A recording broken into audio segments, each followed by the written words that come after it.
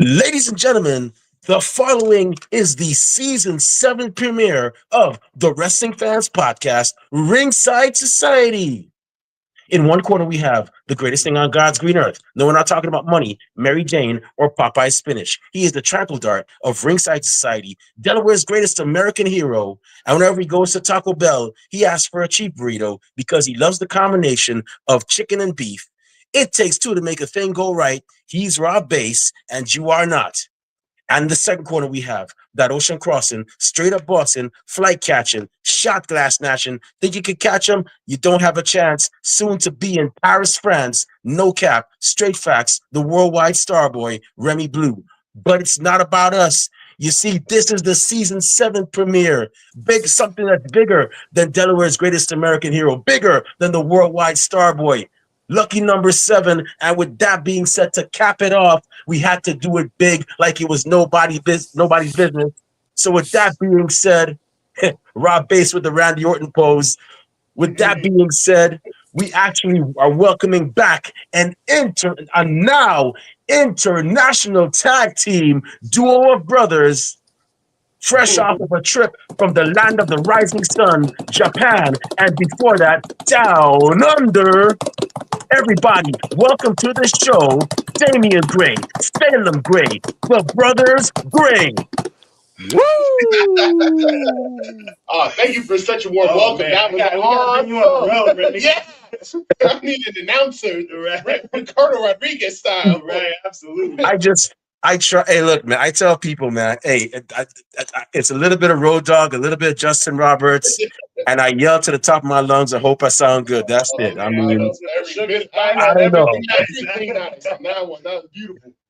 Yeah, but guys, man. Hey, it's great to have y'all back.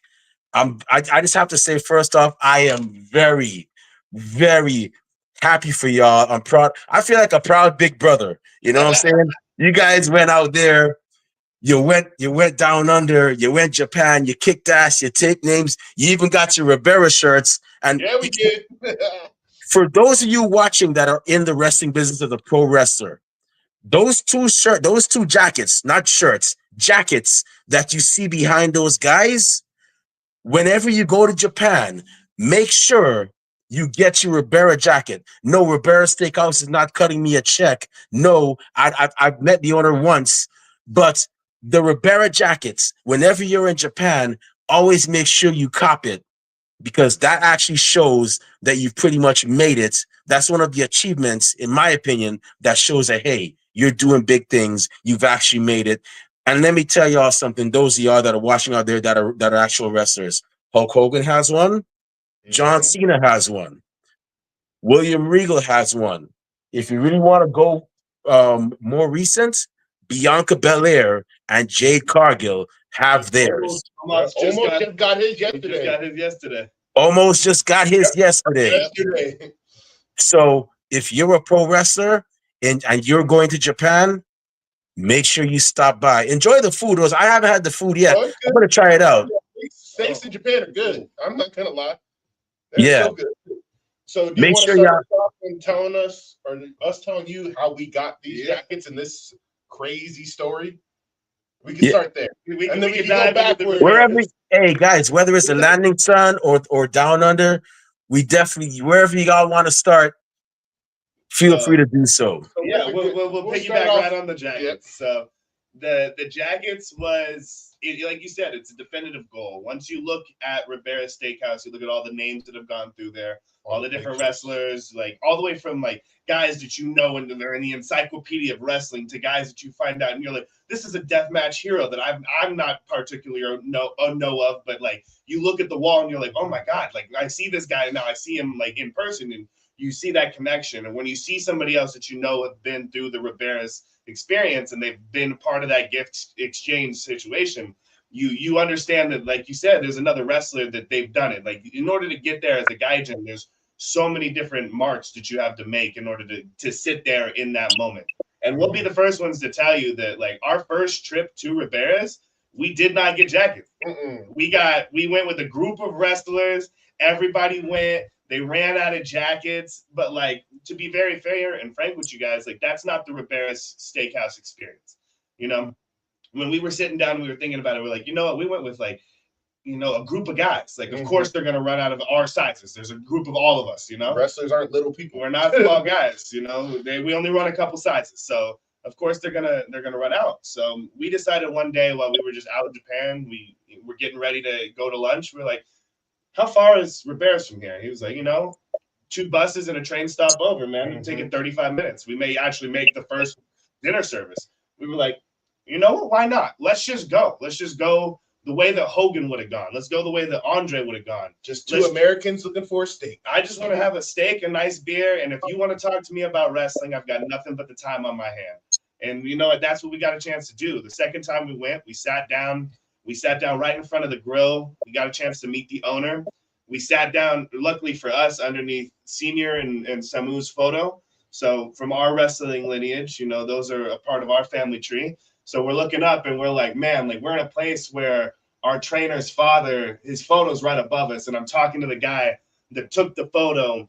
And we just started sitting there and we're talking. And it wasn't, oh my God, we're here for jackets or, we're so crazy about the experience. It was just 2 guys that love wrestling, that wrestle, talking to a guy that loves wrestling, that owns a restaurant.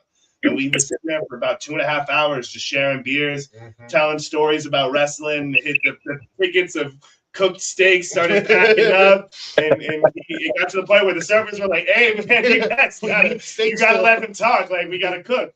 But like, that's the experience we wanted out of it. And that's where he turned around and he was like, "Hey, I have some more jackets.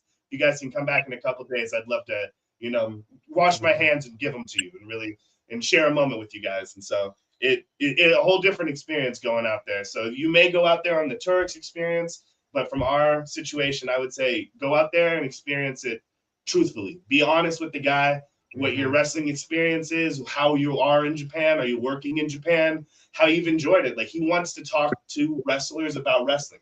It's his passion as much as it is ours. And it's about us as Gaijin remembering that about him. And it's not us getting a jacket from him, but it's sharing an experience together. Yeah. And I feel like when we went with the different mindset the second time, that's how we got the jackets. Don't go there expecting a jacket. Go there to share an experience with another person who loves wrestling. So for those of y'all for those of you pro wrestlers that are watching this, you just got some advice from the Brothers Gray as to how to go ahead, approaching it. Don't just go for a jacket. Go there and go there for the wrestling. Go there for the wrestling history and so on. I went there for the. I mean, obviously, I'm not a wrestler, but when I went back in last May for my birthday, and it was like a return to a certain form, because I was over there as a member of the United States Navy back in 2016. But when I went back, I was like, there's a part of me that's missing, and that's Japan. It's always going to be a special part of me. And I was like, let me go back for my birthday. And I was like, something? Okay, I'm back there now. I said 2 things I'm going to do. 1, I'm going to visit the New Japan store, which has actually moved. It's at a newer location now. It's not at the location that everybody knows it as. It's a whole new location. And 2, I was going to check out the Ribera Steakhouse. I met the owner. I don't think the owner speaks any English, but did you go to so here's also another inside baseball tip. There's 2 locations. Did you go to the one with the keg outside or the bigger one with the keg inside? There's one the one with the keg inside is the younger owner, and he's the one who still gives the jackets. The one with the keg outside, they didn't speak any English to us either, and told us to pretty much go no jackets, and just shook his head, and we were like, all right. So that's another, because we went to the wrong one and walked to the other one, which was not closed. So the one that you see with all the photos, it's very recognizable. When you see the L formation, because it's going to have the wraparound photo on the outside, that's the original location. The new location, which is owned by the personnel that does not speak English at all, it just has a small storefront, and then their whiskey barrel with the Ribera Steakhouse is on their front facade. So that's with our queue, and we walked up, we were like, "This isn't what we were last week." In 2 days, like. So the reason why I asked is one of my goals with this podcast, with this I like call it podcast. I'd say media platform, because we're more than just a podcast.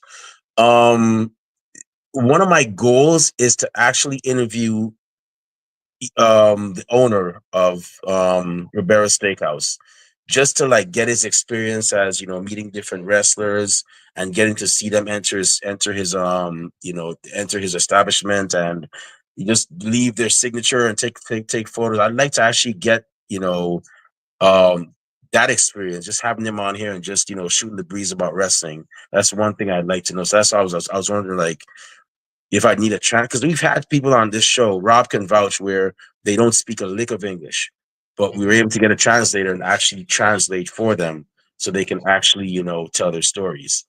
But yeah, I'll try when I'm gonna go back eventually, and I'm gonna try to like find like that other location. I think the one I went to was in Meguro or something like that. Was the name of the area, was Meguro. Yeah, right outside Meguro's train station is the larger one. The larger one. Yeah. Okay.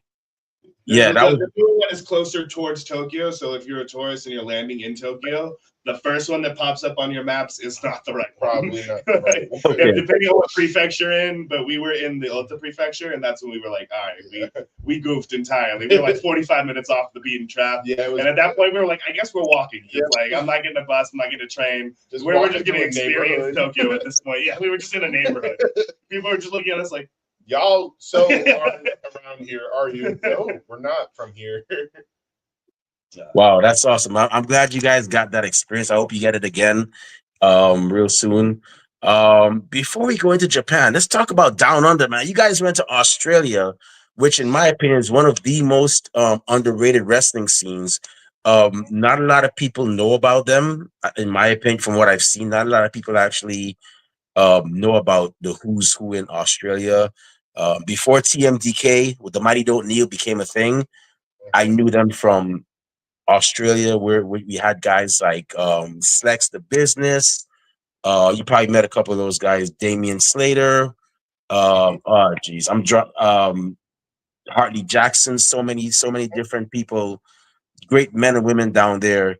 The average wrestling fan might probably just know Rhea Ripley and Buddy Matthews, but newsflash, people, and I'm not trying to act to know it all, but the Australian wrestling scene is hot. So tell us about your experience down there. What was it like getting to wrestle Down Under as a tag team? Your word right there was the perfect encapsulation of it. It is hot, brother. And when we mean hot, I mean the crowd. Like, we were talking every show we were at, and with no power to our own. It's their drawing power, their buying power. They have set up communities that support their independent scene so heavily. We were turning people away at the door.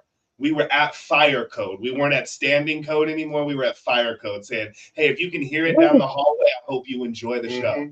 And like, that's how hot these crowds were. They were promo cutting crowds. They were story enveloped crowds. They wanted to care about every moment.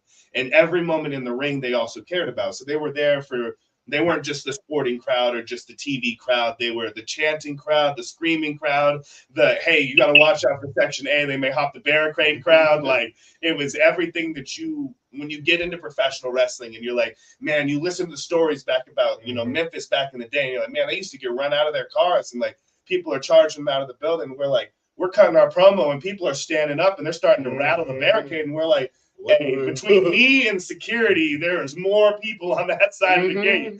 It's like, but it's that moment where you're sitting there and you're like, it's like sitting on the edge of a lightning rod. You can feel everything from the crowd, every jeer, every cheer, every gasp, every awe. Even when you're in Gorilla and you're waiting for the match before you to come back, you're like, you're in the moment with them. You're like, man, like, I'm exhausted in Gorilla hearing how they're reacting to your match. I haven't even gone out there yet, and I'm hyped. I'm like, oh, this is going to be a bang. Like, if the crowd is going this crazy right now on match 2, then wait till they see what we got. And it was like that for every show from start to finish. The crowds were insane. The meet and greet lines were out the door for every wrestler out there. They support their independent wrestling to a hardcore passion. And it was something that being out there and seeing is like, it's a goal. It's something that you want to foster in America. You want to see crowds attached to their talent like that. It's like, oh, this isn't only my friend from high school that's, reaching for their dreams. Like, I can see him as a character, and I'm going to treat him as that character, and I'm going to really push it. I'm going I'm going to give everything I got as a fan to be the third person in this storytelling. And in Australia, they really are that third person. There's moments in the match where it's like, hey, man, I know I need to go for the pin, but you guys are so loud right now. I need to tell you to calm it down. Like, I know there's things I got to be doing in this ring, but the crowd is so involved that you can't ignore that they're the third person in the match at all times. Like, for some people who broke in relatively recently, hey, Gazo, someone who broke into the industry so recently, to us, it has to be like what ECW was like back in the day. Yeah. Just the crowd just not hijacking, but being a part of the show in that regard was crazy to us, especially as young in the industry as we were at the time of our trip. It was a moment for sure. Yeah. Absolutely. Wow. You know, now you guys got me excited to actually check out us, because I've always wanted to go to more particular. I wanted to go to Sydney. That's where we went most of the time. Yeah. Oh, you guys were in Sydney? Yes. Wow. You know, so we got this is like one of the beautiful things about the professional wrestling world. And like, our community revolves around the domino effect. Like, one thing happens here, and then 20 years later, you're like, and Austin 316 happened, baby. Like, you never know what moment happens today is what's going to cause tomorrow's future, really. And, 2 years ago, we were at a show in Williamsport. The ring crew didn't show up. So Damien and I went with 2 random fans to go drive a U-Haul, pick up the ring, drive it out to Williamsport 2 hours, build the whole show, tear the whole show down, and get ready to drive it back. And as we were getting ready to drive it back, a guy from Australia, who's our good close friend of ours at this point, Goran, pulled us to the side, and he goes, like, as I traveled around the world, I wish that I've seen people do this the way you guys do this. Because this show wouldn't have happened if you guys didn't turn around and say, hey, if no one's going to go pick up the ring, we got it. So he was like, if you guys ever want to make your way out to Australia, let me know. I'll see what I can help you out with. And, there's a moment where you're like, all right, it's the end of the party invite. Like, all right, we're all drinking. Like, guys, we should go hiking tomorrow. And you're like, yeah. No one go hiking tomorrow. So we're like, all right, we appreciate you. Like, thank you, brother. Like, that means the world. Like, appreciate you showing us some adulation and love. And, 4 or 5 months later go by, and, we're blasé about it. And then he hits us back up, and he's like, so are you guys coming to Australia, or what are you doing? And we were like, oh, you were serious about that? And he was like, absolutely, bro. I got 2 week span right here. I got a bunch of dates. If you guys are looking for bookings, I can get you guys set up. Like, if you guys want to make it go, let's make it go. And we were like, hey, man, you asked me to the dance once. I'm not going to say no twice. Yeah, brother. Like, absolutely. Let's go. So you never know who you're going to meet backstage, what impression you make on anybody.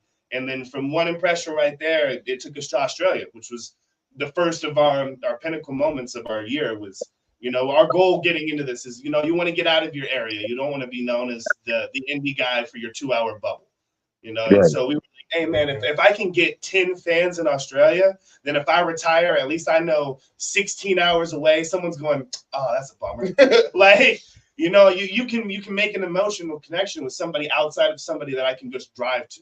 And to know that we were able to do that so early in our career, and now we have friends, and we have people that we, business-wise, we see them as equals, we see them as peers, we see them as mentors. And like, all of this happened because of one polite gentleman saying, hey, you guys did this the right way. If you guys want to keep doing this the right way and do it over here, give me a call. And from there, it's been, the brother put the rocket boost on us and just say goodbye.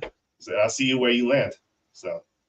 Awesome. I gotta say, man, I'm very proud. I'm very proud of you guys. One thing I like to see is people that are on our show, and I'm not saying that our show had anything to do with it, but the fact that, and this is why Rob, you've heard me say this. I know Kathy would vouch. I said when I first started this, I was like, listen, we're gonna interview everybody. It doesn't matter if they make it or not, because you never know who's gonna be who, in the future. And then mere months after we interview you, you guys like, yeah, we're going to Australia. I'm like, awesome. That's cool. And then, Rob, get this. I'm in Guyana for a wedding. This is my home country, is Guyana, South America.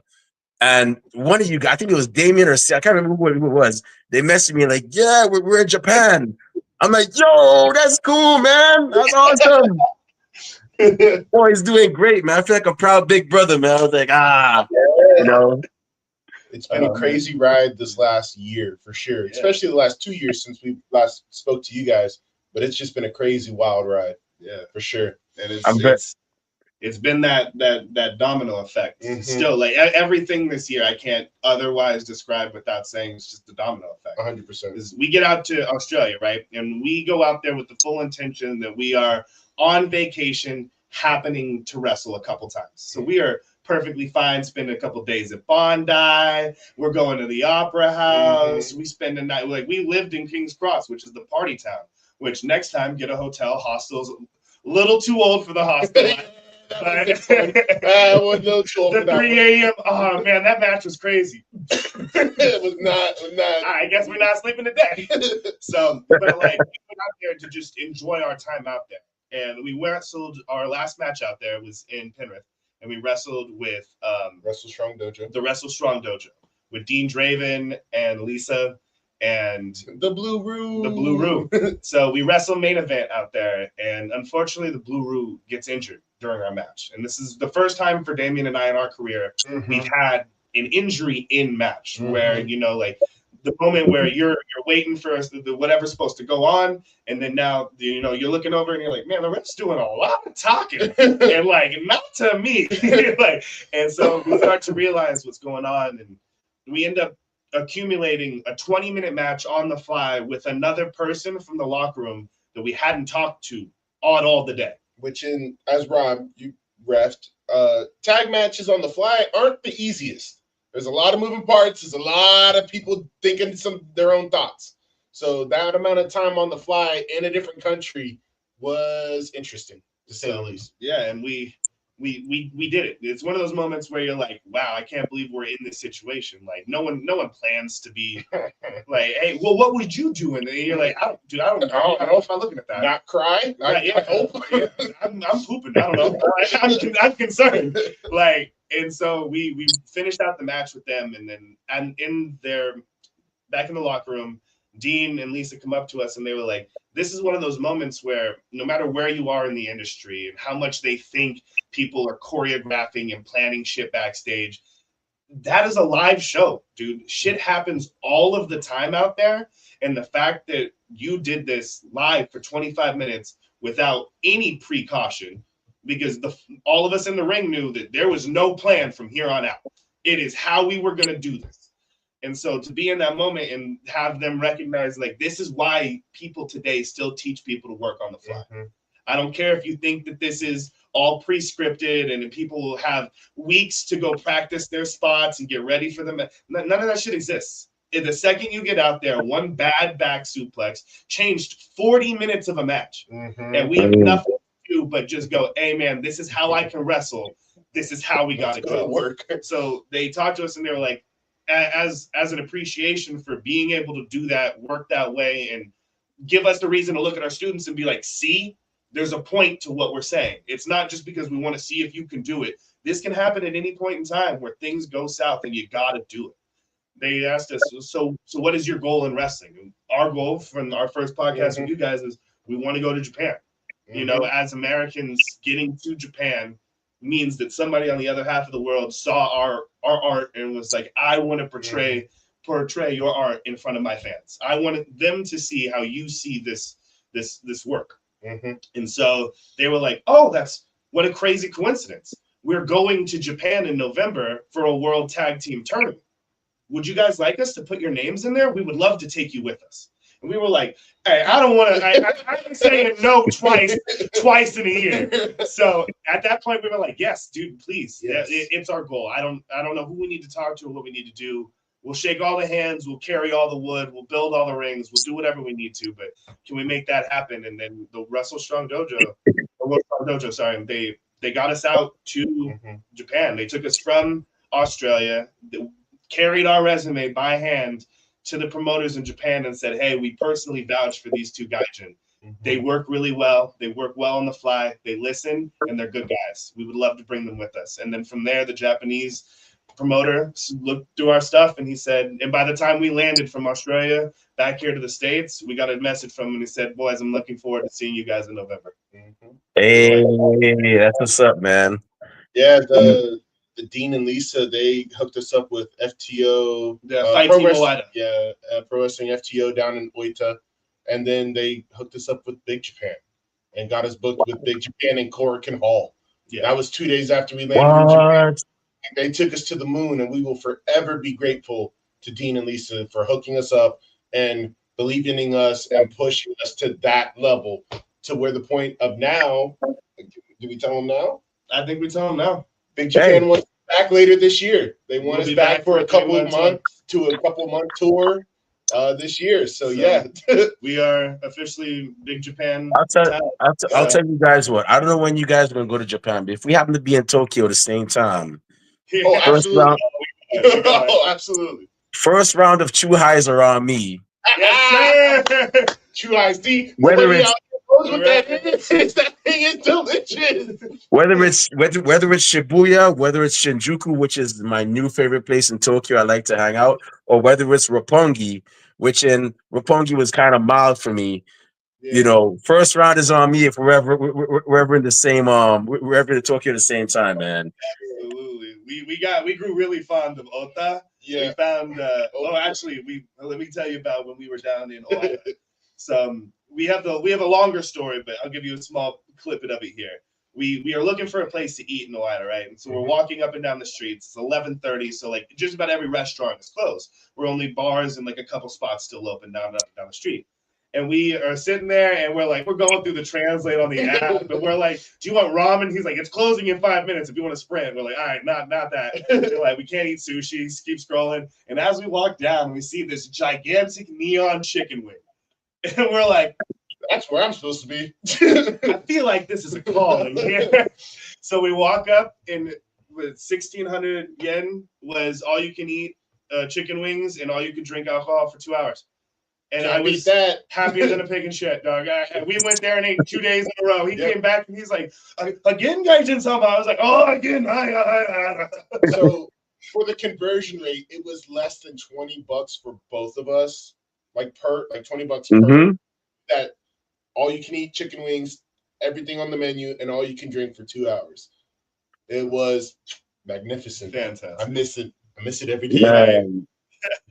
I forgot about that conversion rate because when I was over there, so when I was there almost 10 years ago, 2016, it was $1 to 1 yen. So I was like, okay, I go back over there now last year, and I'm like at the New Japan store, and I saw a shirt I wanted to get, and it was like 3,500 yen. So I'm like, 3,500 yen? I ain't got no $35 to buy this, man. Yeah. But then someone told me, yo, Remy, check the conversion rate. When I checked, it was like 1 yen to like 60. It was 1 yen 64 cents. So I'm like, oh really? And then when I did the math, I was like, wait, this is only $19? Yeah, let me get a hat with that shirt, man. Right. Right now, I think it's $1 American to 157 yen. So figure, go do math. I'm not a math guy. Liberal arts major, not a math guy, but I'm okay with that. A bowl of ramen. I like that math. $2 American, and I was happy with that for every meal. And they give you that big old slab of pork. Yeah, that's $2 right there. Yeah, I had some great food there. I remember one time I was hungover from Shinjuku, and I'm literally at the table slumped like this, head like this, and I'm eating ramen. I'm like, wow, this is like a rock star lifestyle, man. Like I'm hungover eating ramen. And I'm like, wow, that's yeah, Japan was always a vibe, man. To me, like, I don't know if you guys felt it, but like you feel a new sense of honor. Like it just changes you in a way. Yeah. And like I go people way more. Yeah. Like watching how they treat their other person, I'm like, yeah, like there's not a reason for me not to like and be nice to everybody. You're right. Like an American, you kind of get like hardened and toughened up. Like, this is me, this is my unit, my family. Anybody outside of that, like they gonna get fucked. Like in Japan, they're like, no, we're a community, dog. Like if somebody needs help them. Simple. Like, and like even just like the politeness of like, I would go to get up and the old lady's like, no, ma'am, I am 6'4" and I'm 28 years old. Please take a seat. I'm taking up 2 of them. Please. But they would feel like, oh man, please don't get up. There's no need for you to go out of your way to help me. Yeah, but like, and, it was like when you get in a position where you're like, I try to out polite somebody else. You're like, you walk away with a sense of justice because, like, at the end of the day, everyone wins. Yep. Everybody's right. You're like, man, like, maybe I could have like opened the door for her. Like, it's an electric door, but I'd have figured it out. Like, but that's what it came back. And then we land in Newark when we land back in America. And we're like, so how quickly can we just flip that plane right on back up in there? Yeah, we legit took a count. It's because of how the city is in Tokyo. Outside of ambulances and just like car engines, we only heard like someone honk their horn maybe 5 or 6 times. Maybe through our time in Tokyo. The minute we landed in Newark, someone laid on it for a minute straight, and we were like, can we go back to there? Because this ain't it. This ain't what's supposed to happen. That would have happened in Tokyo. The whole street would have stopped and been like, is okay? Like, everybody someone must be really upset back there. Or conscious on the wheel. Something had to have happened for you to lay on the horn for a minute in Japan. In Newark, everyone just was walking by. They were just like, this isn't right. So different worlds. Just completely different worlds. Yeah, man. It's Japan is definitely is definitely different. That's why I like traveling, man. Like last year, I was surprised because I went to, like I said, I was in Guyana, which is my home country. I went back for the first time in 20 years. Went to Japan for the first time in 5 years, and then I was in London, Amsterdam, and I was like, man, like I take the train system, even the train system over in Tokyo and Amsterdam and London. I'm like, I come back to New York. I live in New York, and I'm like, I gotta take the train over here, man. Oh, geez. He missed a step. Same thing with Sydney and with Australia and everywhere in Japan. Yeah. Everywhere else but America we travel. We're trains, subways. Don't have to get a license. Don't have to get an Uber. Nothing. We just train everywhere. Just be there before the last train. In America, transportation is just a joke. Yeah, it's something else, man. I don't know, but it's definitely. I got mad respect for a couple of the homies we met up in Hog. Like, there's guys that are training out of Hog right now that are taking the train to and from practice, to and from shows. And like, hey, man, I will tell you right now, when people talk about wrestling struggles, like, we all have our own little caveat of things that we've had to bid in. But there ain't nothing like 10:30 getting out of practice. You smell like nothing but sweat, regret, a little bit of blood. And now you got to sit on a cram train with people leaving a bar all rowdy and crazy. Yeah, but you just want to go home and take a nap. Yeah, I'm just trying to get an Epsom salt bath, lock in, because I got to go jogging in the morning, dog. Like, I got things like that. That takes a different type of dedication to be able to live through that life and be able to stay locked in and stay motivated in what you're doing. And like, all the power to it, man. Like, we're isolated. We chose to isolate ourselves so that we could focus on our wrestling. We live way up in the Mount Poconos, like, we're deep in the woods. We haul logs to do fucking cardio. Like, that we are in the thick of it. Wow. But like, that's what it takes for our minds to be like, hey, man, we need to focus in on this. Especially if I live nowhere near a bar, then you know what we're doing tonight? We're training. We're doing this. Like, and that's what it took for us. And like, I can't do nothing but applaud the City Cats, bro. Yeah, that's crazy. Especially with all those distractions. Like I was gonna say, we're 2 city kids. We're from Vegas. If I had that kind of outside influence on my wrestling, it'd be a whole different script. A whole different script. Yeah, I gotta say, it's I commend you guys for what you guys, the way you guys train. It's definitely working for y'all, because y'all even been all over. I think you guys were in Texas the other day. Yeah, I know. A couple days ago. I know you guys are definitely going to be in Las Vegas for WrestleMania week. I mean, you got to be there, man. You got to represent for LV. We'll try for it. We working a couple things out. We don't want to, no posters yet. Things are always in the air. 777 is our lucky number. It's season 7. You never know what's going to happen. Season 7. You never know what's going to happen. And all honesty, out the next place y'all get to travel is London, because London is definitely. I don't know if you guys been there already, but if you get there to wrestle, I hope you guys get the chance and you get to go all over Europe. Cause that'd be cool if Brothers Gray could conquer, Europe. I could tell you right now, Amsterdam. If you haven't been to Amsterdam yet, it's definitely a vibe as well too. I hope you guys get that chance, because and then you'll be like, "Yo, Remy." When I played professional lacrosse, I lived in Prague, so we got to travel pretty often. And Amsterdam was my favorite city. I used to spend time just like on my weekends living in Amsterdam, because you just get a hostel, get a bike, go like the Stroop waffles, my favorite food of all time, which is 2 waffles with caramel in between it, and you rest it on top of your tea kettle. So as you're waiting for your tea to cool down, it warms up the caramel in your Stroop waffle, so you get this ooey gooey pull apart waffle. And like, that was my weekend. They're like, "Oh, did you go clubbing in Amsterdam?" I was like, "I got waffles." So when I landed in Amsterdam, the first day they were like, "What are you here for?" I told them tourism. I think I told them photography because I'm a photographer on the side as well too. I said tourism, photography, and I want to try stroopwafel in Kleben. And they laughed because the girl gave a little smile. She was like, "Yeah, I want to try that food. It looked delicious, and it looked as great as it tasted as great as it looked." Mm-hmm. It's my Yeah. first thing. If you ever, and we have a couple wrestlers that do stay over at our house, like all of in the industry, we just call it the compound.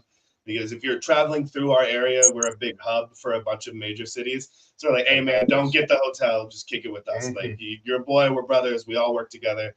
We got more than enough space. Come find a spot. And yeah, if you're ever up here, there's definitely breakfast and stroopwafels in the morning. That's awesome, man. But yeah, I'm very happy for y'all. So I just got one more question before I turn it off to Rob. Kind of Rob has a bunch of questions for y'all as well. He was like, I can't wait to talk to those guys. They had a literal world tour. I'm like, well, they're gonna be on the season premiere. So could you guys say one profound thing you took from Australia?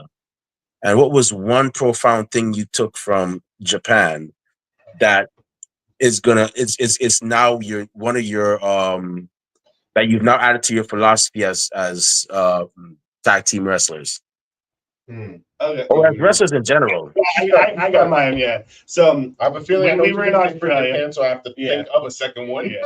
When we were in Australia, we're going through the train station to our first match, and it's in a town called Petersham. And I'm looking at the map, and I'm reading it, and it is Peter's Ham. And so I go over to the train attendant, and I'm like, "Ma'am, can you please show me how to get to Peter's Ham?" And she starts busting out laughing, and she goes, "Love, that place does not exist. I can teach you how to get to Petersham, though."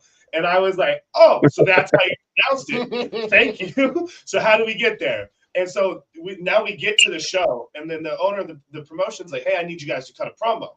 And my first thought is like, "Hey, man, like if the police officer started dying laughing over the fact that I called it Peter's Ham, I'm assuming the crowd may giggle." They lost their mind. And like my rule from Australia is like, if it's something that happens to your life outside of the ring and like you pop about it or there's something that you can grab from it, then bring it into the ring, man. Like that's that realism. Like I'm a dumb American. I can read English. Peter's Ham. You guys got it wrong. What is wrong here? The whole crowd, Petersham. Guys, is there an apostrophe? We're gonna have to figure this out. But it was just a natural moment of us just at the train station, like, all right, I don't know how to say this, so I'm just gonna try. Peter's Ham? No, you're laughing. Oh, you're crying. So not right. Perfect. Put that in the note box for tomorrow. But take anything from your real life experience and try to find a way to incorporate it into the ring, even if it's as funny as, "Hey man, I don't know how to pronounce your town's name." How many people go down to Houston and go, "Welcome to Houston, Delaware," and you're like, one simple search you'd have found that out. But if you're not from there, you out there, we're like, "Welcome to Houston," and you're like, "Oh, you're about to get booed out of the building." So it's small things like that, man. Take anything from the real life of your situations and try to find a way to implement it into your work because it'll get over more organically. It wasn't. I didn't write that joke down. That wasn't something we didn't think of it on the plane. Yeah, that was just straight up me in the train station going, "Brother, I don't know what this says." Yeah, and then for Japan, mine is more a note on workers. And growing up in the business, the first thing that everybody will tell you is to slow down. Slow down, slow down, slow down, slow down. It gets to a point where you hear it so much in a repetition of the words, you're like, well, where do I slow down? But I can't punch any slower. It's going to look like I'm not punching him now. Or if I walk slower now, I lose my intimidation factors. Yeah, I'm just slow motion coming over to you. So you try to figure out what do you mean by slow down? And when you're in Japan, it's the first time where for us, you can't ignore the audience. There's no point in that match where you can't acknowledge the fact that they're there. Because when they're quiet, they're attentive. And when they're loud for a reason. And as the wrestler, our job is to make sure that you feel connected to the product. So if it's you feeling like it's your turn to get loud, then now it's my turn to tone it back. Let you have your moment as I want to have mine. The more moments the crowd gets to have, the more moments the crowd wants to be engaged in. If I'm as a wrestler, every time you go to clap me up, I cut it down. You're going to be like, but bro, I'm not going to clap no more. Like 3 times into it, like I've lost interest in being engaged in your product. So in that moment where Damian and I are in Korakuen Hall, we set up, we hit a double drop kick. The crowd, we go to get up, and then that moment, our bodies just naturally froze. Mm-hmm. And it was that moment, I think we both looked at each other, we're like, this is what they mean by slow down. When the crowd wants to be engaged and have their moment to be like, holy shit, that was cool. Don't go into a lock. Don't go into a pin. Let the crowd enjoy their portion of the moment. We're doing this for them. If I was doing this for me, then homie, I would have 99 catalogs of how I'm the greatest wrestler. But I'm doing this for you. So if you're going to take the time to stop appreciating the product, to engage in it, then as the wrestler, I should slow down that moment and let you appreciate your engagement. Because that's what we're in here for. We're here to make it so that the crowd wants to be a part of what we're doing. So if we're constantly just doing shit and they're like, hey, man, I'm trying to clap, but I feel like I'm just double dutching into somebody now. Like, but if you just give them a good, simple rhythm, and then when they know that, hey, now it's my turn to get in, and you let them enjoy their turn to be in, then they'll be more interested and more willing to get in when it's smaller moments where it's not the super planned out big spot. You know, they'll be willing to fight up the baby face on the hold now because you let them care about the good moments. And so that's was our big thing when it was slowing down. It was letting the crowd be the third person in the match and appreciate the moments. Because when you do that, you add minutes to your match. And now everyone's like, that was a banger. And you're like, I took half of my shit out. And they're like, well, I got to enjoy it more. So now I care. Wow, that's awesome, man. Oh yeah, that was cool because it was literally the third day we were in Japan, our first match. You can watch it on film. It's on Big Japan's YouTube page. We hit the double drop kick. We're about to get up, and they clap, and we freeze. We're getting clapped in Korakuen Hall. It's our first offensive move.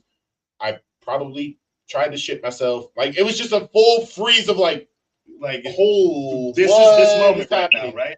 And like you don't want to leave the moment, so you just sit there and watch the clapping happen. And once they're done, you're like, you know what? Back to work. But also when you think about, like, if you were to tell our match and just give us the paragraph of it, that moment is the comma. How many matches do you have that's just a sentence and then a sentence and then a sentence, and you're like, brother, I'm trying to breathe, but I can't read and breathe at the same time if you ain't gonna give me a place to pause. And that's what the crowd is there for. The crowd's gonna tell you where to put a comma. Be like, and then they hit the drop kick, and then they got back up. You know, I could just tell you I hit the drop kick and hit this, but the crowd's gonna tell you, hey man, let me take a breath. Let me enjoy this. And that being attentive to them is that pause of like, you now you're working. Because now I'm working with you, we're working with them, the ref's working with us. The arena feels like it's trying to morph the sound of everybody's in the unit together at that point. You know, you're not fighting or trying to pull the crowd into something. Like it just feels so organic. Yeah. And then I guess for my answers are nowhere near as profound as my brother's because he got all the good ones. For Australia, I would think it would be do right always. Like we said at the beginning of the show, it was a domino effect. It was us doing right at one show that got us to another show, that we got to call another show that got us to another country. So just doing right always. Most, if not all, wrestlers who graduate school know what right looks like. Right, they all know what it looks like. Showing up early, doing the ring crew, tearing it down, or if you have an excuse, that's fine, but you still got to put in your work. It's not always about us bumping in the ring and putting on that particular performance. We're a traveling circus. It is to tear up and tear down, period. I don't care what level you are. When we went to Japan, talk about doing right all the time. The trainer of Big Japan, Sekimoto-san, helped us build the ring. There was no big names walking around the locker room. Oh, y'all can do that. I'm going to be over here. No, everyone helped set up. Everyone helped tear down. Period. So that's what I learned in Australia and to tie into Japan. And then the thing I learned in Japan, it's possible. Dreams are possible. Like my brother and I said, our one wish getting into it as late in the game as we did was to wrestle in Japan. And we did it. It's possible. It's being right place, right time, doing the right thing, meeting the right people, not being an asshole, not being a creep. Also, don't be fake. Be you. Be you. Be you. Because wrestling seems to weed out the weird people naturally. Just be you. We all love this kind of art for a reason. It gravitates a certain kind of personality. It just does. So just be you, but do the right thing. When you see something wrong, speak up. You know what I mean? When you see something right, emulate it. If you see something while you're watching film and you're like, oh, that looks really cool, do it. Like, don't be weird about it. If that's the main eventer on your card, don't do their finish. Like, that's just going to get you heat. But maybe if you're 3 states over, maybe try it. See what happens. You know what I mean? But so that's what I've learned from my 2 international travels in a nutshell. Wow. Awesome, man. Like I said, I'm very happy for you guys. I got to get one of them great Brothers Gray shirts, by the way. They look pretty neat, man. I got to make sure. We got a couple of versions of them, so we'll let you know. We got to send some out. We're heading out that way here soon, so. In New York, you know. Same general. Yeah, but I'm very happy for you guys. I hope you guys get to, go more places. I mean, big ups to getting that Japan tour again. It's awesome. Hope y'all get to go back to Australia. Hope y'all get to go all over the world, man. I'll be like, yeah, we had those guys on our show twice, man. Brothers Gray, they doing it big now, man. But I'm gonna turn it over to Rob. Kind of Rob has some questions. He's chomping at the bit. So Rob, go ahead, man. The floor is yours. All right, sweet. Thanks, Remy. So what's going on, guys, man? Man, I think it's been since the summer since I saw y'all. Yeah. That one stop by Delaware. Yeah, you had to stop by little old Delaware, in between international tours, you know what I mean? Just catch your breath, Get that small town life back in, you know what I mean? Good breathing air down there. I do recall we're going to be there in a little bit, too. Absolutely. Okay. That's awesome. I know we got a show coming up, not this Saturday, next Saturday. We got something coming up. Yeah, the 25th. Yeah. We'll be there February in the March show. Okay, sweet. We'll be back home. My brother made his debut in just a few weeks. Oh, that's awesome. For everybody here in the podcast, this is the definitive statement. The Brothers Gray debuted originally at 1CW. Yes. There is no ifs, ands, or buts. There's no maybes. We have the footage. The first of our tag team matches is with 1CW down in Delaware. That is our very first debut home. So we get to come end of the debate right there. It's like 4 or 5 different companies be like, there are originals. And we're like, no, we're not. That's right. Yeah, I remember y'all coming down there. I remember reffing y'all in a battle royal. I think that was my first one. That's it. Was that the first one? Yeah. Yeah, there we go. That's right. Yeah. Oh, that's awesome. Yeah, because I remember that when I was like, oh man, I got ref this one by myself. I was like, all right, that's all right, man. Yeah, let's do this. You're like the first team out is Tiberius and X2. You're like, that's yeah, here we go. I know. I remember I had to yell at one. I can't remember which one y'all had to yell at. Y'all were cheating on the thing. I'm like, what y'all doing? You can't do this. Like, shut up, ref. I'll smack you. From day one. What do you mean? I wasn't joking. I never joked that, man. That's not That's right. That's right. So, man, you're talking about, going to Australia and, Japan and stuff, man. Australia, what I remember Australia, I remember when I was a kid in high school, we had a exchange student from Australia. And I remember this guy, he was like, he didn't have a filter, you know what I mean? So I assumed like all Australian people were like that. Because I remember this girl, it was like at lunch and they kept talking to him like, what do we sound like to you? I know because you sound funny to us and stuff. Do we sound funny to you? Da-da-da. He looked at her right in the face and was like, it sounds like you're whining. And I was just like, oh, man. Yeah, okay. I was like, is that pretty much the Australian people, going out there? They are all about a good time, man. Like, we didn't have a bad vibe out there the whole time. Even just like, because I talk to everybody. I'm a super talkative person no matter where we go. If we sit down at a bar, I want to know where you come from, what brought you to where you're at. I'll tell you about where I'm at. And by the time we're done with that, then I'll order. And so when we were out there, like everybody out there, it's like they're all across the world. Like there's a lot of people from Europe and from other portions of Asia that travel down to Sydney, and they're there to hang out, work, surf, and just enjoy life. And when you get down there, you're like, so if like if Vegas was not proprietized around gambling, it was just like, hey, do you enjoy chilling?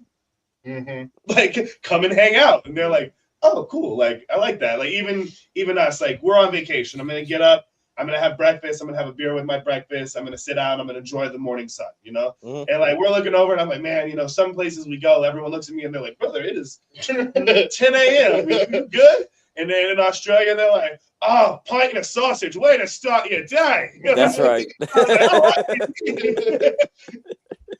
Oh man, yeah, that's awesome, man. Yeah, because I guess around here, if you drinking a beer in the morning, I'm like, yeah, you all right, but a Bloody Mary's all right, you know what I mean? Right, Yeah, catch up in vodka. Yeah. Yeah. Beer, look down upon. Right. Whiskey Coke, look down upon. Tequila Sunrise, acceptable. It's weird. Yeah, that's right. That's right. That's right. So yeah, so we're Foster's wasn't big down there, was it? That's just the American thing, right? This is like I forgot about this bar. we land and we're walking up and down Sydney, and we're just walking. We're like we have no plans for the first day. We're jet lagged beyond belief, so we're like we're not falling asleep. Just want to stay Also awake. 11 a.m., so we really shouldn't fall asleep.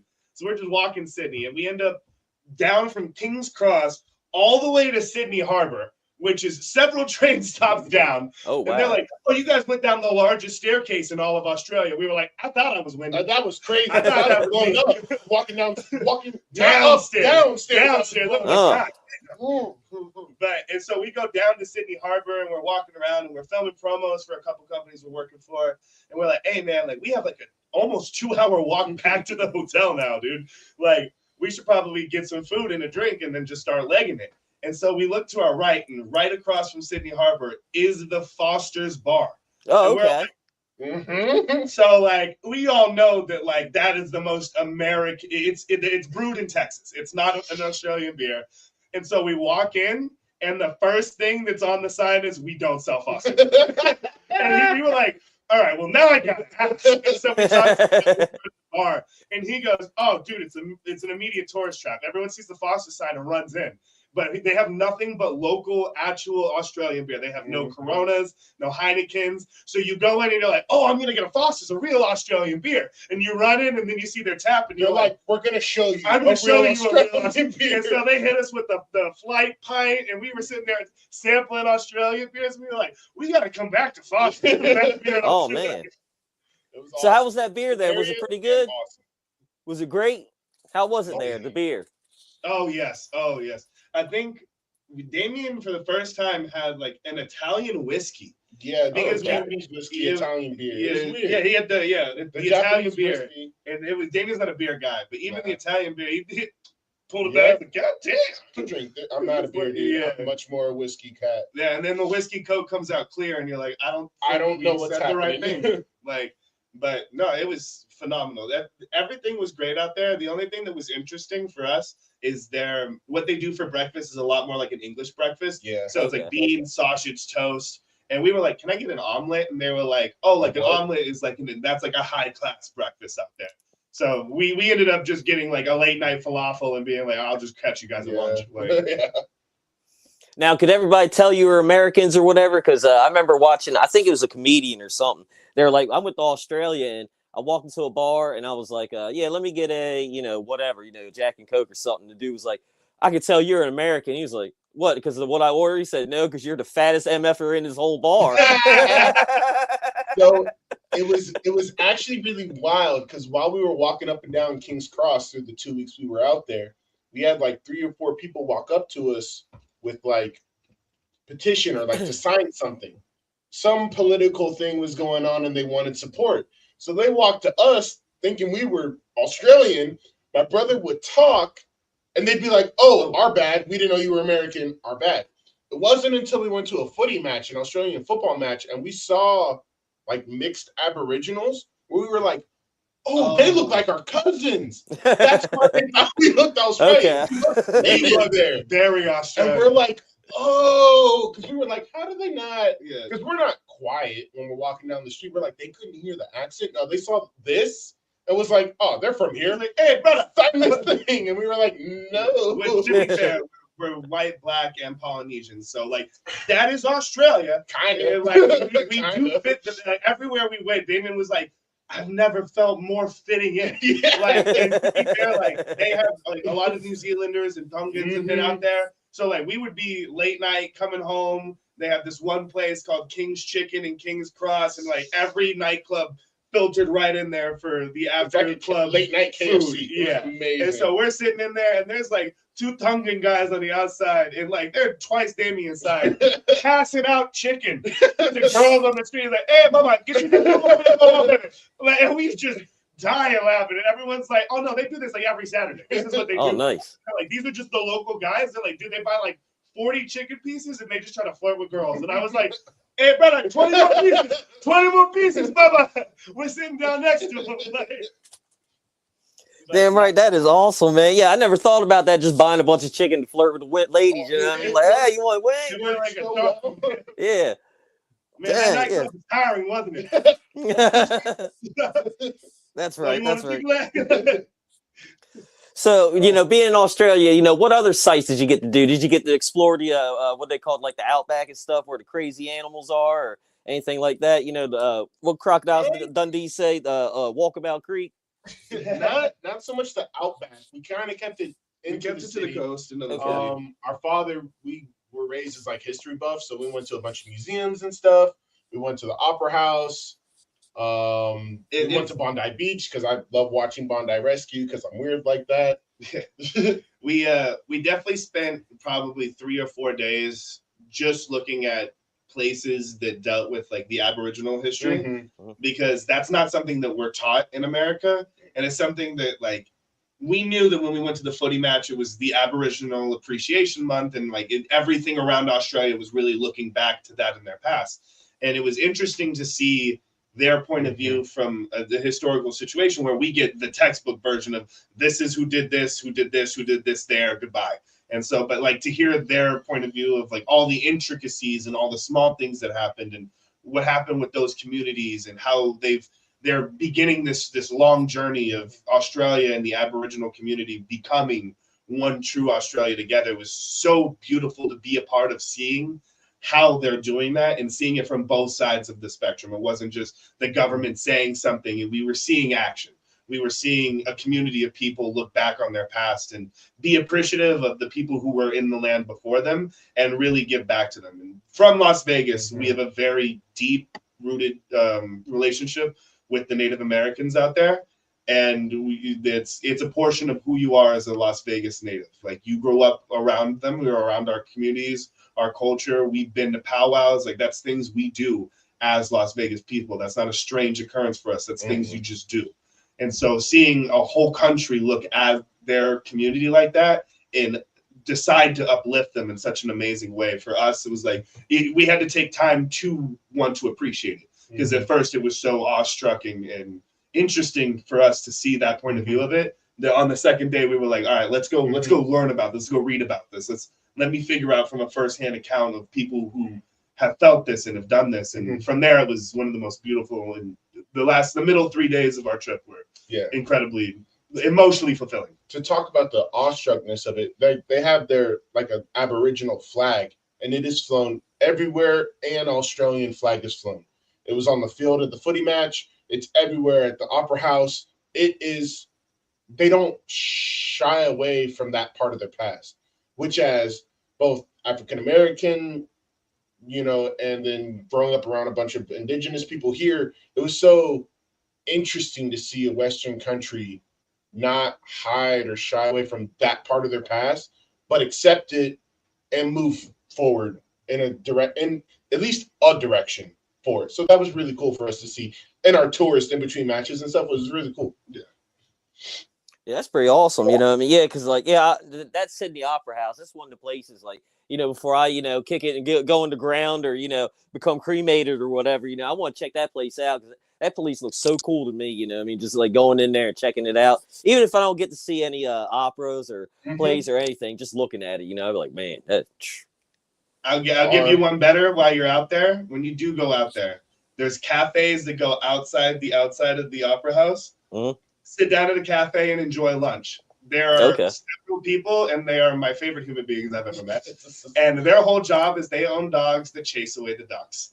And these dogs are the happiest little guys because there are thousands of dogs outside of the City Opera House. And we're out there, eating crisps and fries with a beer. So you're not trying to guard your stuff away from all these birds. So there's just, there's a bunch of teenagers with their dogs, but they're all trained. And they're just watching dogs run up, and they run all the way up to the edge of the pier and chase them off, and then everything flies away. And we sat there for 2 hours just watching the dog have the time of its life.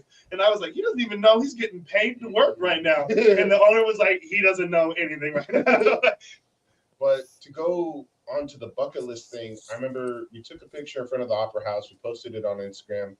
Our father saw it, and our father called us with a tear in his eye, heavy heart, because he never thought any of his sons would make it there.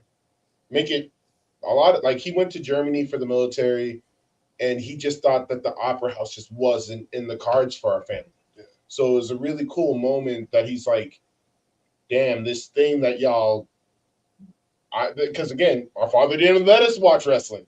So this thing I forbade y'all to do brought y'all here. It was crazy to him. And even now, when we came back from Japan, same conversation. The fact this thing I forbade you guys to watch, forbade you guys to be a part of, is now taking you around the world is a crazy moment. Oh, yeah, man. It's crazy how life works out like that. You know what I mean? Yeah, you just, stuff like that. And then you just end up, traveling the world, all that stuff. Man, and then going for, I want to ask about Japan and stuff, man. Because going there, I was watching, I have stuff pop up on my YouTube and all, little short stuff, and then one time I watched this video of a guy going around doing the gambling there in Japan and stuff, and I guess it wasn't really gambling, slot machine stuff, but man, it was everywhere. It was almost like a Vegas type deal, man. Did you all get to experience that? And also, I heard there was a lot of gaming stuff. So the gaming, yes, we Street Fighter right here. I went to the Street Fighter store in Shibuya. And popped free. It was technically it's a Capcom store, but I went for Street Fighter. Sorry, I have my preferences.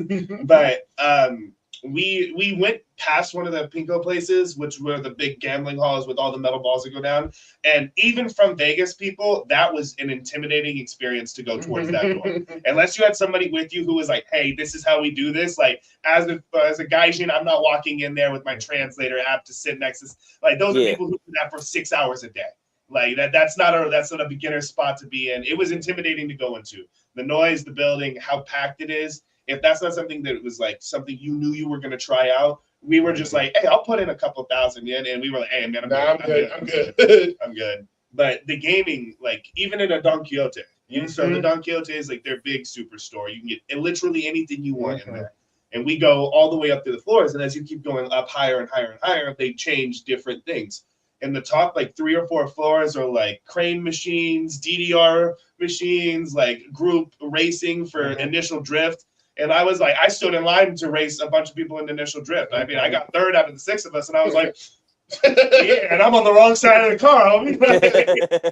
But that's one of the dopest things was just going into a random supermarket store, and the 3rd, 4th floor is just for gaming lounges. And we were like, okay. Even when we went in Shibuya, we went to go to the Pokemon Center, and we were going around shopping.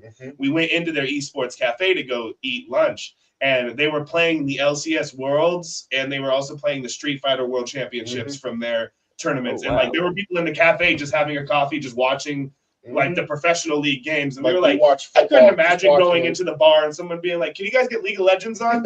Yeah, my team's about.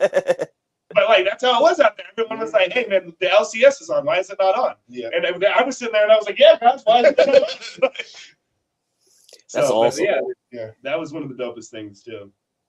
Yeah, because I remember when the guy I was watching on YouTube when he was doing the gambling stuff, he was he was sitting there intimidated and all, and he was kind of using a translator thing, and one of the guys next to him was like, oh, right here is where you should stop. You know what I mean? You're way ahead. Da, da, da, da. And he was like, really? So, and he was explaining it to him, this is when you should play. This is when, you should stop, just, cut your losses. Da, da, da. You're good right now. So yeah, if I were you, bam, he's like, oh, thank you. You know what I mean? I was like, here, nobody at the slots would have done that. They'd be like, no, what you should do is let me play half of that. Yeah.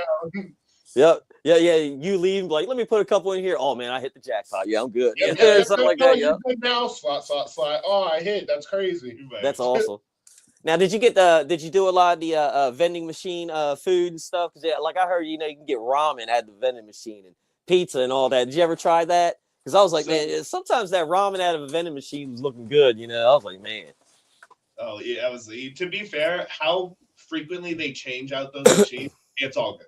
Mm-hmm. Everything is in there is good. The whole hot side of those vending machines is a hot compartment. So if you like brush up against the back of it, you will feel a heating element, and they'll be like, "Oh, soup is hot." Got it. Yeah. Like it's not like they just like go to vend it and they're like, we'll microwave it. Like no, it's heated in there, and so like, it's really good. But I think our like only kind of vending machine-ish style thing was when we were leaving the Poke Center in Tokyo. We went to go get lunch, and we went to rule one: if there's a line in front of the restaurant, it's probably pretty good. Yep. So we saw a line in front of the ramen shop, and we were like, hey, dude, it's got 5 stars on TripAdvisor. I might as well wait in line. And when we waited in line to go order your ramen was a vending machine. And you selected all the things you wanted in your ramen, and it would just print you out a ticket. And then we'd wait until they called us into the dining hall. You handed your vending machine ticket to the guy, and it just had your order on it. And then from there, but you already paid, everything was done. But you literally just went into a vending machine and said, ramen, bowl, hot, seaweed, egg, extra meat, spicy, print. And we were like, bro, if I could order from a vending machine in 90% of restaurants, and everyone that they had always had the English option. Just look at one of the corners, you will always find an English option because they have like an English option, Chinese option, and Korean option for all of their boards. So you can navigate any restaurant. Even in the airport, we were out there ordering beer and having ramen sitting in the terminal, and we were like, this is fantastic. But when it comes to like the more traditional vending machines, like on the side of the road, the drinks there were awesome. We rolled up into Sakai City, which was super rural, down in the very south of Japan, not even south of Tokyo, south of Japan. Got some coffee. It was cool. But we're allergic to shellfish, so we didn't order a lot of food that we couldn't translate readily because we didn't know what it was. And the last thing we need is to go to the hospital in the middle of a country we can't speak the language. Yeah. So most of the food we ate was like ramen or 7-Eleven, Family Mart, Lawson's. Their convenience stores are life sense. They were amazing. The first hotel we spent, literally the 7-Eleven was less than 100 feet from the front door. Yeah. So my first 3 meals in Japan were from a 7-Eleven. By our first day, they knew me by my first name. I turned the corner like, Samsung! And I was like, boy, how much money have I spent at this 7-Eleven? That's right. Yeah. Man, that is awesome, man. Yeah, man, because that's a lot of things. Because I'm not big on shellfish and all either, man. And going to Japan, I'm like, man, is that like all I have to eat all I have to eat there is ramen? I'll just eat there. But yeah, I've been seeing stuff, like 7-Elevens and stuff. It's like, man, they be hooking it up and all of that, but they don't do that here. You know what I mean? You get these 4-day-old hot dogs. They're all like, right? Yeah, it ain't like hard. Like, My favorite is especially when you go in the morning. At least the one we had, because we go in the morning, and that's right when they drop off the fresh food, and they'll tell you how long it is. Because at a certain time at night, they start discounting it because the food after one day is no longer good. They toss it. Yeah. So all of the food you will find in one of those marts is that day's food. And so we get out there and we're watching them put it out. And this one 7-Eleven has the little kind of corner kitchen where if they need to replace something, they can kind of make it quickly for a little couple, one of them. And I saw the littlest Asian lady turn the corner, and I was like, I'm holding 3 things of curry and a ramen bowl, and I'm looking at the pork, and I'm like, 2 of those pork thighs right on top of here. And she looks at me, and she just looks down, and she just nodded like, I'm feeding that man right. I just looked at you, and I was like, is this you? Damn, mama, this shit good. That is awesome. Yeah, that's great. That's great. Now, I do want to ask one more thing about Japan. Did y'all do the Mario Kart thing there? Because I heard there's a Mario Kart. So in order to do that, you have to get the international license. Yeah. And we didn't okay. License for that one. We didn't see people do it though. They drove past us, and we were like, oh. But yeah, it's definitely one that if you get the license, do that. It is incredibly fun. Yeah, because I was just saying, I'm thinking it's like, go-kart place here, because like whenever I go to the beach, I'm like, let me just stop here at this go-kart place and race around the track real quick, for 20 minutes and then go about my business, You know what I mean? That Mario I'm in my thing's on the 40s and live I've been doing stream. it since I was like a teenager, you know what I mean? I'll still do it, Right. I don't care. Yeah, that Mario Kart thing is on the live streets of Tokyo. Right. You're driving with traffic. With traffic. Oh, wow, okay. You have like a leader. You have like a leader of the pack that like navigates you through Tokyo, but it's you and your friends driving the little go karts with the gimmicks in Tokyo on the street. You're just not in a car. You're just in a go kart. Yeah, that's awesome. Yeah, because I've seen that stuff before. I'm like, oh man, yeah. Now I got to get an international license. Stuff. Yeah. All right. Yeah, you have to start studying or whatever. You know what I mean? I haven't studied for a driving test since I was like 15, 16 or whatever. Same. So, I'm glad y'all, went out there, kicked butt and stuff, and now you're all back safe and sound, doing your thing back in America and all. So, what are your next matches coming up? Do you have anything, next weekend after? You all for like I got all the good dates. Yeah. So this weekend upcoming, we wrestle at Hey Bro in Slatington for PPW. And we'll be wrestling for the PPW Tag Team Championship. Yep. The following week we'll be at Battlefield Pro Wrestling in Broadheadsville, Pennsylvania, and we'll be wrestling in. I can be wrong here. In internet, I guarantee I am. Please tell me. I've tried to look it up. I cannot find another one that's been done. This is, as far as I'm aware, the first ever triple threat tag team last man standing match. Oh wow! Okay. Yeah. So that's going to be real interesting. It's for the Battlefield Pro Wrestling Tag Team Championships. It's us, South Philly, and the Petranos. That's going to be a lot of fun. The weekend after that, so the 2nd of February, we're down in Maryland. We got the Federated Wrestling Alliance. Which new company out of Havre de Grace, out of the legendary theater down in Maryland, just starting up. But it like one of those moments where you meet the owner and like their attention to detail, their passion behind telling a good story, behind just putting on a good match. And you're like, all right, I'm willing to invest my time as a worker into making sure that your product looks as good as I can make it look from my point of view, or what I can do in the ring makes you guys look as great as it can. So really happy to be a part with them and happy to see them keep growing and blowing up as they have been. It's been rocket ship for the last couple of months for them. It's been really dope to see. 100%. Then the week after that, we're down in Atlanta with MLW working. Oh, nice. Working backstage for them. That's where we were for Dallas. We work backstage for them. It's awesome. Love them. It's definitely something that my brother and I are both honored and privileged to be a part of. Yeah. To see that company do all the cool stuff that it's doing. So we go down to Atlanta, then we're in Lancaster with Ricardo Rodriguez, and then we're down in Delaware, wrestling down in 1CW. Back home. That's right. That's right. Basically, yeah, man, Ricardo, man, I like his the Three Legacy Wrestling. Yeah, they do the thing up there, man. Oh yeah, they do. Oh, Jesus got it right up there. Yeah. Jesus does it right. Out there with the Amish folk. Apparently, they must love wrestling because their house is packed all the time. That's right. Yeah, I remember doing a show with them up there over WrestleMania weekend up, and it was 1CW, 3LW, and the couple others. Yeah. He was up. Yeah, they did the thing up there. They do their thing. We're really happy to be breaking in and starting to make our way into that company too. Because of course we met Jesus through doing our work with MLW and such, and real happy and appreciative to be a part of his company. Doing what we can for the card and, showing what the Brothers Gray got up in Lancaster. Yeah, man, he's an awesome dude too, man. Yeah, I've worked with him a couple times, man. Yeah, he's pretty cool, man. I like that dude, man. He's awesome. Absolutely. Now I gotta have a conversation with 100%. That's right. Now, before I let you pass it back to Remy, I gotta ask, during your travel and stuff, man, has there been any movies or TV shows y'all checked out, in your downtime or whatever? Because I'm always trying to find something to do. You know what I mean? want to tell this story. On our way to Australia, leaving Newark to LA, I'm in the alley, Salem's against the window. There is a female coming home from her Mormon mission trip sitting in between us. Right. We decide to watch Iron Claw. We both play at the same time. We're like, you have two brother wrestlers watching this sad ass brother wrestling story.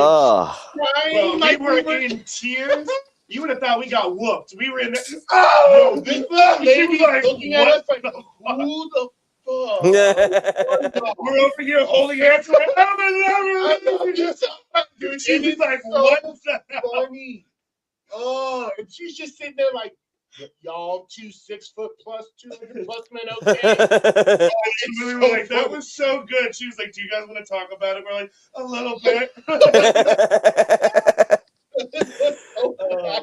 Yeah, Iron Claw was incredible.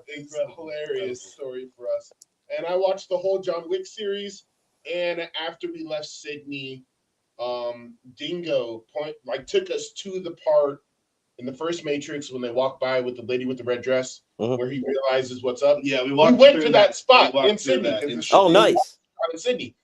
So, of course, after that, then I binged on the way back from Sydney, which is a 15-hour flight. I watched all the Matrixes on the way back. So, yeah, that's how that went. When we landed in Japan, that very first day, we went to do Shibuya because we were like, hey, like it's the middle of the week. This is the least dense time. Let's go do our walk right now. And we were going across from it, and across from there, where their big Starbucks is, it's like a 4-story platform, and the 4th story is their big Pokemon like dueling center. And so we were like, oh, absolutely, let's go check it out. The whole first floor when we walked in was dedicated to Blue Lock because it was the start of the U20 tournament. And we were like, what? And they had like life-size, like the Blue Lock people. So Damien and I were like, all right, so train, 7-Eleven, 6-pack, ramen, Blue Lock? Yeah. Like, and so we binged all the Blue Lock, and so we went back and we were like, hey, I know who he is now. He is number 1 striker. You know? That's right. That's so, right.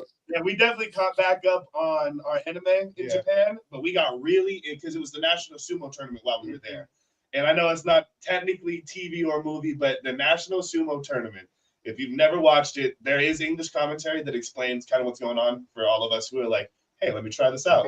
It was phenomenal. And the whole country is locked in. And when we were at everywhere, every hotel, every train station, the airport, ramen shops, everywhere's playing. When it was time for the sumo matches to begin, every TV was on the sumo matches. And like, we wouldn't know what was going on, but we'd be out in an open bar. We're just sitting there looking up, and there'd be a good toss, and we'd be like, oh, and then like the table next to us would also make the same noise, and they'd all look over and they'd be like, hi, goodbye. And we're like, yeah, dude, that was a crazy toss. Awesome. And so like, I don't know anything about these guys, but one cool Oshigiri toss, and now we're all over here cheersing. And I don't know anybody who's doing anything about anything for sumo, but it was one of those moments where it's like, you're surrounded by that culture. You're like, I'm going to get into this right now, and I'm going to enjoy it. And we, to the point where we watched it on the whole when we came home. We had like 3 or 4 more days because I'm not going to leave the tournament off without knowing who wins. It sounds ridiculous. So we're sitting here at home, and everyone's like, wow, you guys really from Japan and just watching sumo wrestling now. And we're like, well, I mean, the live broadcast is done smart. That's awesome. Yeah, man. Yeah, that Iron Claw. Yeah, I'm with you on that.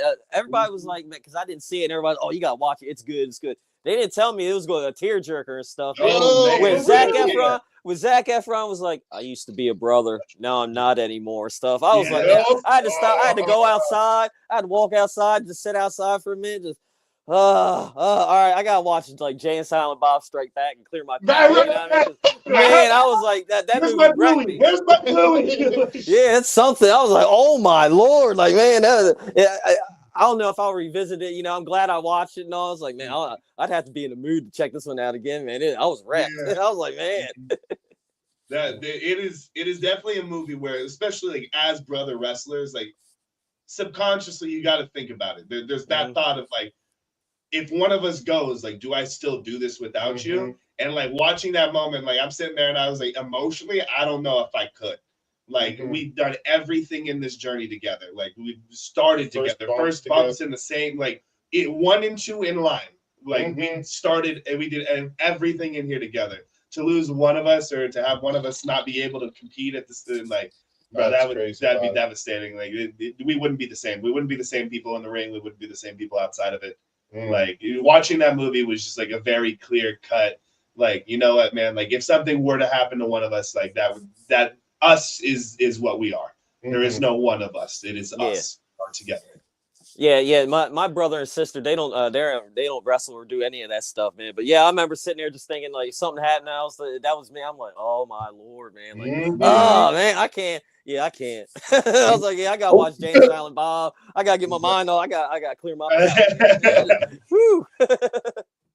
But yeah, man, I'm glad y'all out kicking butt, you know what I mean, all around the world and stuff, man. I'm happy to see y'all do your thing, man. I'm glad all the positivity y'all are spreading and stuff, and I can't wait to see y'all back in Delaware again in a couple months or a month or two. And yeah, man, keep doing what y'all are doing, and I hope all the great and positive things happen to you and your family, man.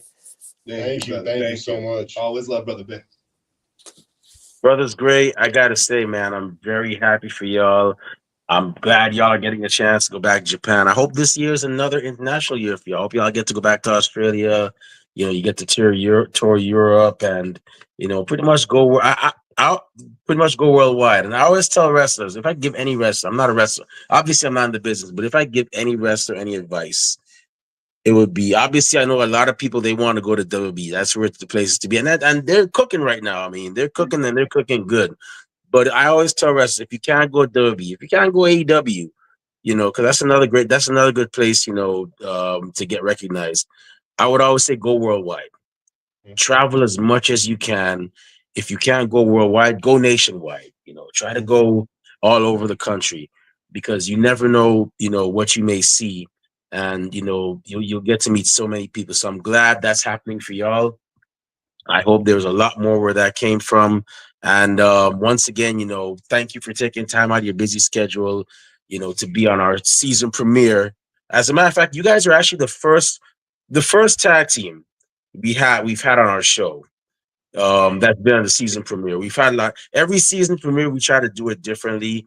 And this time, once again, first tag team, but this time it's actually a 2-part season premiere, 2-episode season premiere.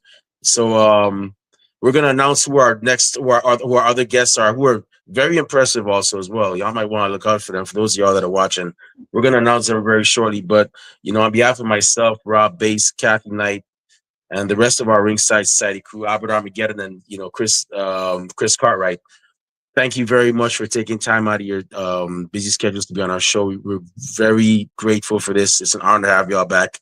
Before we shut this show down, where can fans find y'all on social media when they want to, find out where your next experiences or purchase, that cool Brothers? You guys gotta let me know when those shirts are dropping right together, man. But when they want to purchase the cool Brothers Great merchandise, and where can bookers and promoters find y'all when they want to book y'all for their shows? So we are available through Instagram and Facebook. We are the first 2 people that'll show up at Damian and Salem Gray. We also have the Brothers Gray. Any social media platform you search that on, we're the first hits to come up. So we should be pretty simple to find. Also, very recognizable appearances here. You can't miss these beautiful mugs here.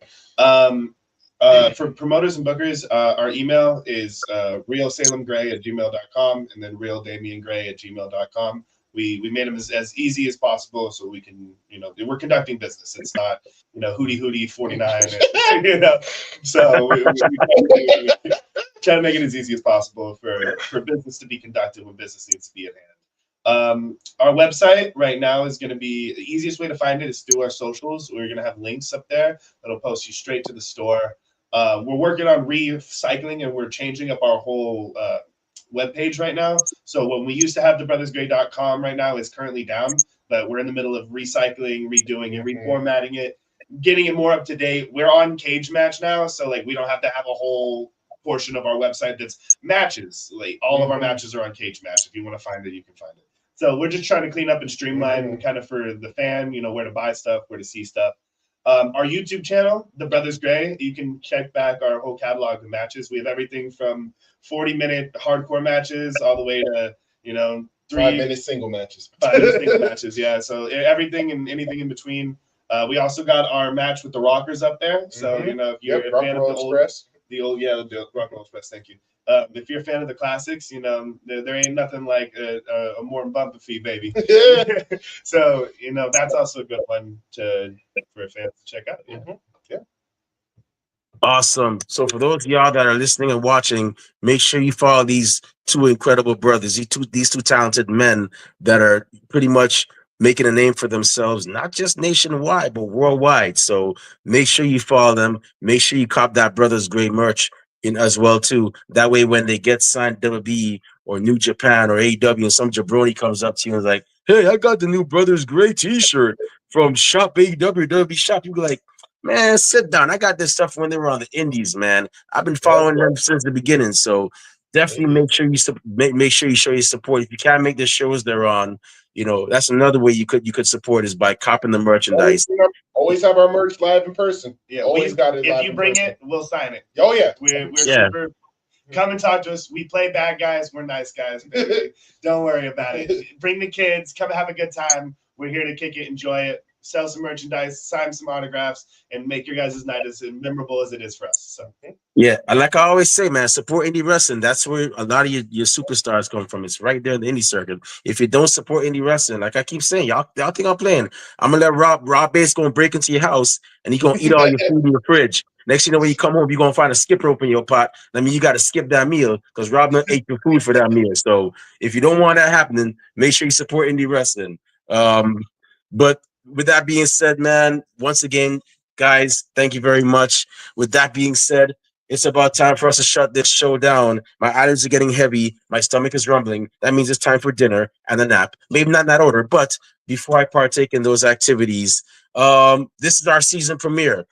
Part 1. That's right. You heard it. Part 1 of the season premiere. We have the Brothers Gray. Now, Rob Bass, the Mel Gibson to my Danny Glover, the Bub Ray to my Devon, the Charlie Haas to my Shelton Benjamin. Should I tell them who we have now, or should I surprise them? Should I tell them now? Tell them now. Tell them now. Let's go. Okay. All right. So with that being said, next Thursday, same time, same place, we will be having the Mission Pro Wrestling Tag Team Champions, Nova Fire and Morgan Mercy from down in good old Texas. I don't have no X's there. Fire and Fury will be our guests for next Thursday for our part 2 of our season 7 premiere. So make sure you actually tune in to check that out, because these are 2 women that are also kicking ass and taking names. And trust me, it's like nobody's business, but they're making y'all watch them. So make sure you actually tune in for that. Those are who we have next week. And with that being said, once again, we just want to thank everybody tuning in live tonight. We really and truly appreciate it. Man, season 7, man, lucky number 7. I can't believe we've gone this far. So with that being said, Rob Bass, where can fans find you on social media when they want to talk wrestling, find out where your next appearance is, purchase Rob Bass merchandise, and where can bookers and promoters find you when they want to book you for their shows? You can find me on Twitter, Instagram at Rob _Bass 82, Facebook Rob Bass, and Saturday, January 25th, you can catch me in Houston, Delaware. 1CW, we got our first show of the year. You can catch us there. Doors open at 5. Show starts at 6. Definitely come out. If you can't miss that, check that show out. You can find us on DelmarvaSportsNetwork.com. You can check that show out. You can get from episode 1 all the way up to what you are now. And if you don't have that, you can get the Delmarva Sports Network app and check it out there. So wherever you go, you can catch 1CW, doing whatever. Awesome. Make sure you check out 1CW.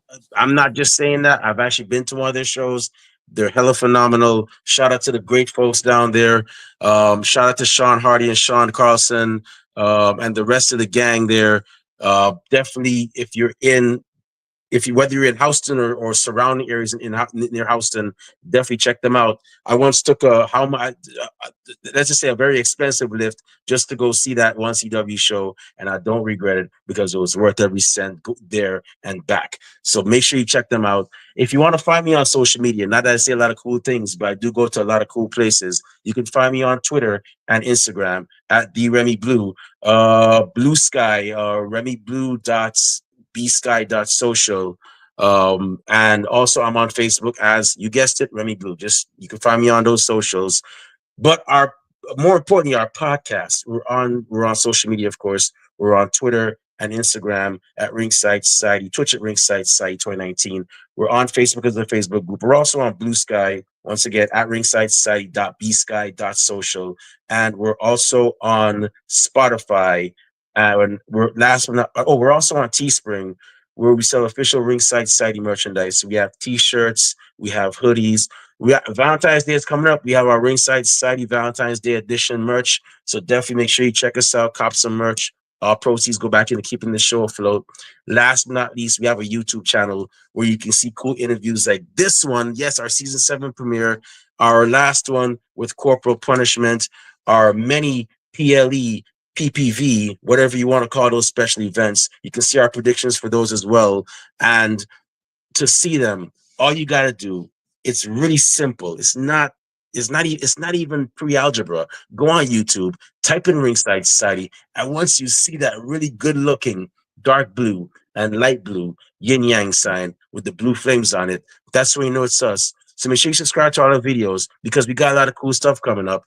Like I said, like you said before, and you don't want to miss a thing like Aerosmith in 1998. But with that being said, we just want to thank everybody tuning in live tonight. Thank you very much. We strive on being one of the best wrestling podcasts a wrestling fan could, should, and would listen to. And we're not going to stop. Season 7. You get the idea. To those of you that are going to listen later on, you get a chance. Thank you very much in advance. And those of y'all that hate us, can't stand us, really and truly wish we'd go away and just stop. Well, like myself at the Golden Corral and Rob Bass at a Taco Festival, we're not going anywhere for a while. Yep, they hate us because they ain't us. And we ain't stopping. You think they get it by now? But with that being said, we just want to let everybody know we're very well and aware, everybody and their grandparents and their parents of a podcast. But we're not your grandparents' podcast. We're not your parents' podcast. As a matter of fact, we're not just any podcast. Hashtag, we are not the same. With that being said, hey, yo, Rob Bass, one time for the mind, one time for the people, one time for the wrestling culture, and one time for the brothers Gray, Damian, and Salem Gray, who are kicking ass worldwide and taking names. What type of podcast are we? We're the Wrestling Fans Podcast. That's right. We're the Wrestling Fans Podcast, Ringside Society. We'll be back next Thursday with part 2 of our season 7 premiere. But until then, we just have 4 favors for y'all. Just 4.